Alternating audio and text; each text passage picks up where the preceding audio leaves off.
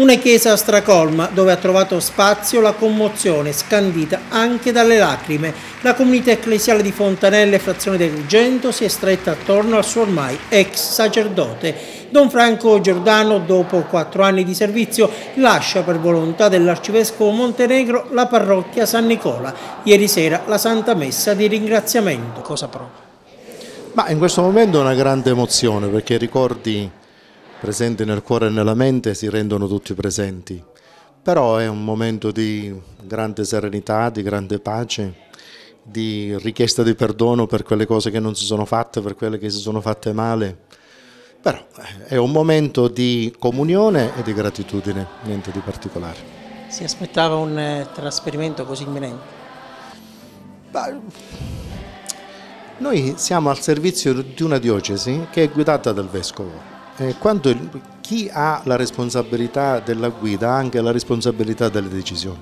Se il Vescovo prende una decisione avrà i suoi motivi, anche perché il suo osservatorio è molto più chiaro, molto più alto del nostro, e quindi lui vede meglio e più di noi. In coda alla celebrazione eucaristica lo scambio dei doni, poi il messaggio della comunità affidato alle parole di uno dei fedeli.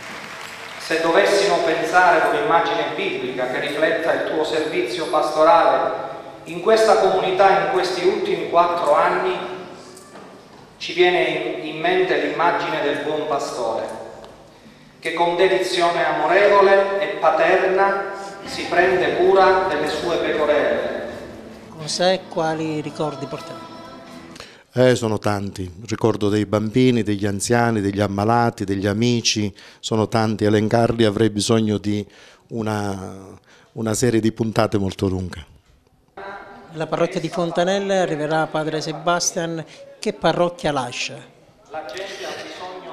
Io la lascio un po' peggio di come l'ho lasciata, come l'ho trovata, a dire la verità. È una grande parrocchia dove difficilmente ci si annoia, perché il lavoro è tanto, ma gli stimoli sono veramente a livelli molto alti, perché il cristianesimo che qui, grazie ai sacerdoti che si sono alternati nel passato, il cristianesimo è molto adulto, molto adulto.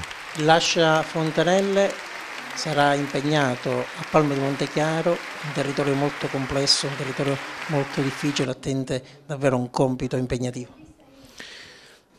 Io sono sempre stato convinto che l'importante non è dove si va nel cristianesimo, ma con chi si va.